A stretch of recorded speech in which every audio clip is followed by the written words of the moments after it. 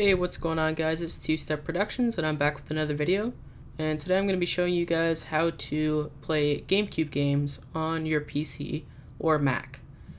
So what you're going to want to do is download a program called Dolphin Emulator. So you're going to go to dolphin-emulator.com, or you can just look up Dolphin Emulator on Google. And it's the second link. This you can also download it from. They both work. They both have to download, but I always go to Dolphin Emulator. So then you're going to click download here, and you're going to find the one that fits you best. So they have Windows here, then they have Mac OS X. They don't have Linux, so sorry if you want to do it on Linux. They don't have that, but you can do 32-bit, 64-bit, or the Mac. There's only one version. And they have several different versions of the emulator depending on how new you want it to be. These are the ones that are actually stable. These ones are a bit less stable, but they do still work. As you can see, these are about 2 years old. So yeah, it's been out for a while, but you're just gonna go ahead and download it. So you're gonna click there. It does actually work. It's not a virus, so it's just going to download a .exe file.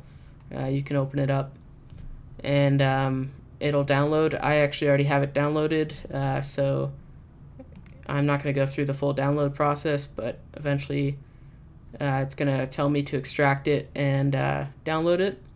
And once you get that fully downloaded, you're going to have a program that looks like this here. It's going to have Dolphin, and it's going to be titled Dolphin, believe it or not. So next thing you're going to want to do is you're going to want to find a GameCube ISO file. It ends in .iso. This is the somewhat legal part of it. Depending on who you ask, ISO files and downloading them from online is a shady part of legality. If you own the game that you are downloading the ISO file for, it's technically not illegal, from what I've read and my personal knowledge. And you can also download an ISO file from a game disk if you have the ability to get that game disk and rip it onto your computer, and you can look up how to do that. It's not that hard.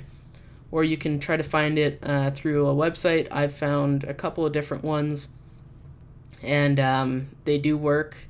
So again, you're just going to want to search online for the ISO file for the game that you want to play.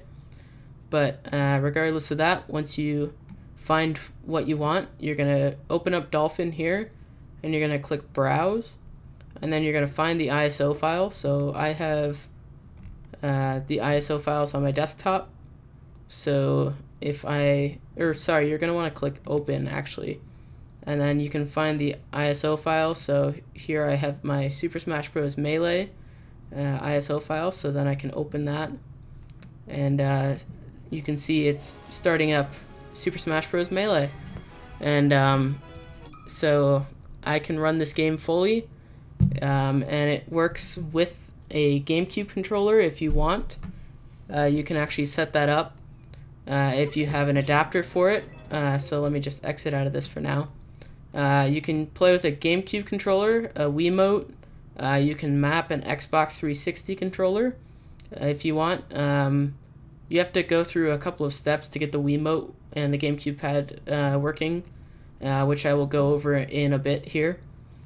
But yeah, you can get all of these set up and have them work with any of the games. So you can see I have Super Smash Bros. Melee and a version of it with everything unlocked called the 20XX pack, and then I have Project M. These were just the games that I could find and download to show you that they do actually work. So here's Project M.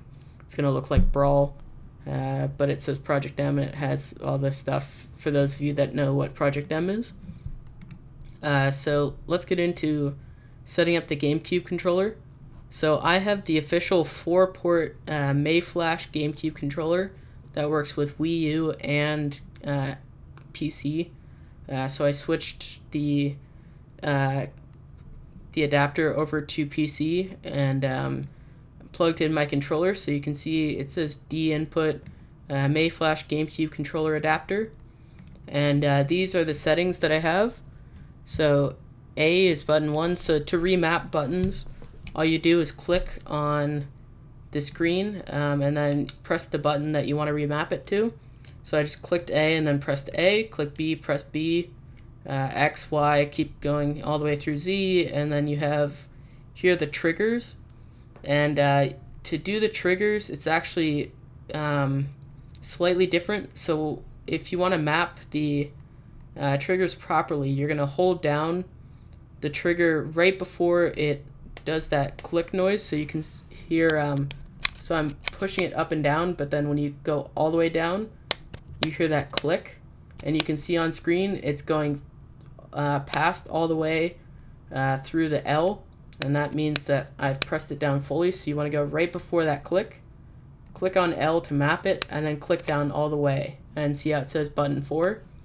And then to do the analogs, which is for light shielding in Super Smash Bros. Melee, and for some other games it has a purpose, so when it's not fully pressed down, you're going to want to click and then just move the